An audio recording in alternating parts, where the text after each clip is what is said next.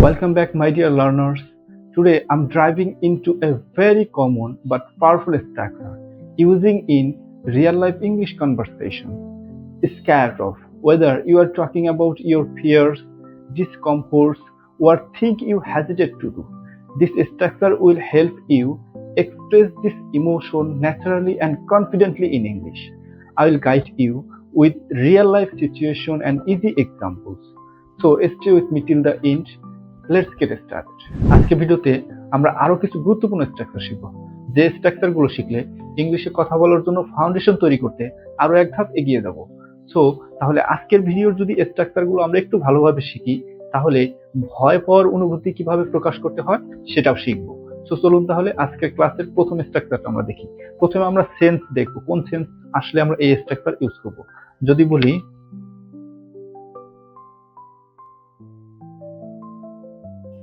তাহলে আজকে ভিডিওর প্রথম সেন্সটা হচ্ছে কি, কোন সিচুয়েশনে আমরা এই স্ট্রাকচার ইউজ করব। যদি আমরা সিচুয়েশনটা আগে বুঝি, দেখেন যখন আপনি কোনো ব্যক্তি, প্রাণী বা কোনো জিনিসকে দেখে ভয় পান, কি বলছি যে আজকের স্ট্রাকচারগুলো শিখলে ভয় পাওয়ার অনুভূতি কিভাবে প্রকাশ করতে হয় সেটা শিখবো।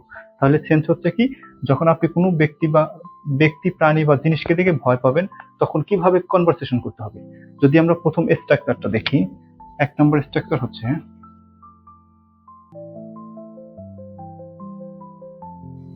তাহলে আজকের ভিডিওর প্রথম স্ট্রাকচার হচ্ছে কি, কেউ কোনো কিছু দেখে ভয় পেলে। দেখেন আবার যে কেউ কোনো কিছু দেখে ভয় পেলে, তাহলে স্ট্রাকচারটা হবে কি, subject plus be verb plus Scat of plus NPV, অর্থাৎ নাউন প্রোনাউন। এখানে কথা হচ্ছে বি ভার্ব কাকে বলে। আমি গত ক্লাসেও আমরা বি ভার্বের ব্যবহার শিখি, তারপর আজকে আমি যদি বলি বি ভার্ব কাকে বলে। বি ভার্ব হচ্ছে আরটি, am is are, was were, be been being, এই আরটি হচ্ছে বি ভার্ব। তাহলে আমরা এই স্ট্রাকচারের কিছু এক্সাম্পল দেখি, যে এক্সাম্পল দেখলে আমরা বুঝতে পারবো যে কখন এই স্ট্রাকচার ইউজ করে সেন্টেন্স তৈরি করতে হবে, এবং সেন্টেন্স তৈরি করা শিখলে আমরা বুঝবো যে কোন সিচুয়েশনে কিভাবে কনভারসেশন করতে হবে। চলুন তাহলে আমরা প্রথম এক্সাম্পলটা দেখি।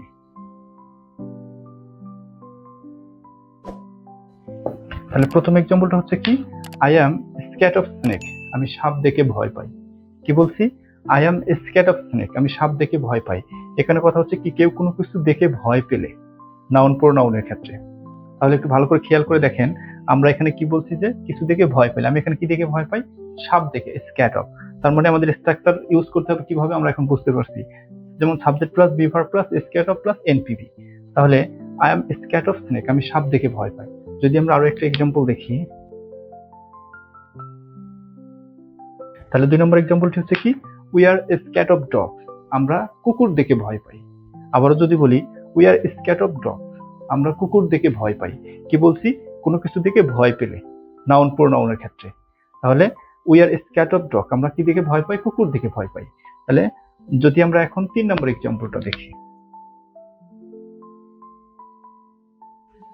তাহলে 3 নম্বর এক্সাম্পলটি হচ্ছে কি, he is scared of sir's anger, সে স্যারের রাগ দেখে ভয় পায়।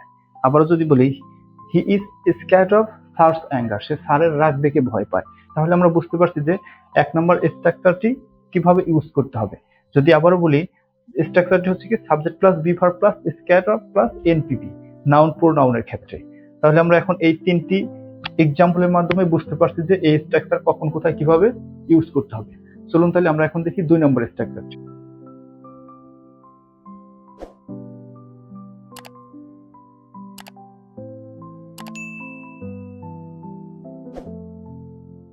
তাহলে 2 নম্বর স্ট্রাকচারটা হচ্ছে কি, কেউ কোনো কিছু করতে ভয় পেলে। দেখেন প্রথমটা ছিল নাউনের ক্ষেত্রে, কেউ কিছু দেখে ভয় পেলে, নাউন প্রোনাউনের ক্ষেত্রে। আর এটা হচ্ছে 2 নম্বরটা হচ্ছে কি, কেউ কিছু করতে ভয় পেলে, ভার্বের ক্ষেত্রে। তাহলে আমরা একটু ভালো করে বুঝি যে নাউনের ক্ষেত্রে কোন স্ট্রাকচার ইউজ করছি এবং ভার্বের ক্ষেত্রে আমরা কোনটা ইউজ করব। যদি আমরা স্ট্রাকচারটা দেখি, subject plus be verb plus Scat of plus PB ING, অর্থাৎ মূল ভার্বের সাথে আইএনজি যুক্ত হবে। তাহলে আমরা বুঝতে পারছি কি, ভার্বের ক্ষেত্রে মূল ভার্বের সাথে আইএনজি যুক্ত হবে, কোনো কাজ করা বোঝাবে। যদি আমরা কিছু এক্সাম্পল দেখি তাহলে বুঝতে পারবো। 1 নম্বর এক্সাম্পল হচ্ছে,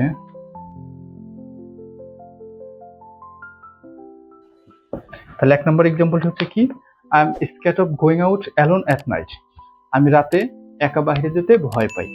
তাহলে কি করতে ভয় পাই, কোনো কাজ করতে ভয় পাই, বাইরে যেতে ভয় পাই। তাহলে বাইরে যাওয়া, এটা হচ্ছে একটা কাজ। তাহলে কোনো কিছু করতে ভয় পেলে। আবারও যদি বলি I am scared of going out alone at night, আমি রাতে একা বাইরে যেতে ভয় পাই। যদি আমরা আরো একটা এক্সাম্পল দেখি,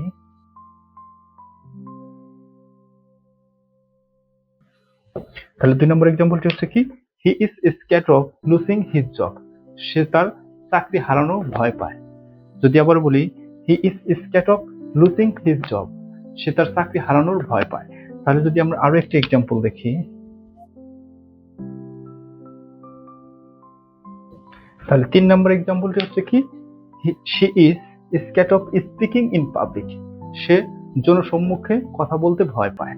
তাহলে দেখেন আমরা কি বলছি, দ্বিতীয় স্ট্রাকচারটার মধ্যে আমাদের মেন শর্ত হচ্ছে কোনো কিছু করতে ভয় পেলে। তাহলে দেখেন আমার 3টা এক্সাম্পলেই কাজ আছে। প্রথমটা হচ্ছে কি গোয়িং আউট, বাহিরে যেতে।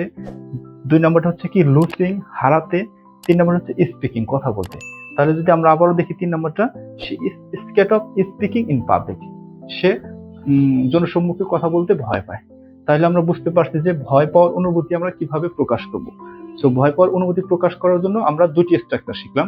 প্রথমটি হচ্ছে নাউনের ক্ষেত্রে, দ্বিতীয়টি হচ্ছে ভার্বের ক্ষেত্রে। যদি আমি আবারও বলি কেউ কোনো কিছু দেখে ভয় পেলে, যেমন আম স্ক্যার্ড অফ স্নেক, আমি সাপ দেখে ভয় পাই। যদি ভার্বের ক্ষেত্রে বলি কেউ কোনো কিছু করতে ভয় পেলে, I'm scared of going out alone at night, আমি রাতে একা বাইরে যেতে ভয় পাই। তাহলে আজকের ক্লাসে আমরা 2টি স্ট্রাকচার খুব ভালোভাবে বুঝতে পারছি। সো এই স্ট্রাকচার গুলো দিয়ে আরো সেন্টেন্স তৈরি করতে হবে এবং প্র্যাকটিস করতে হবে। That's all for today's class. Now you know exactly how to use scared of to express your fears in different situations. Don't forget, the best way to master this is by practicing it in your real conversation. If you found this helpful, like this video, share it and subscribe for more practical lessons. And yes, the practical class for this structure is also available. Make sure to watch that too. The link is in the description below.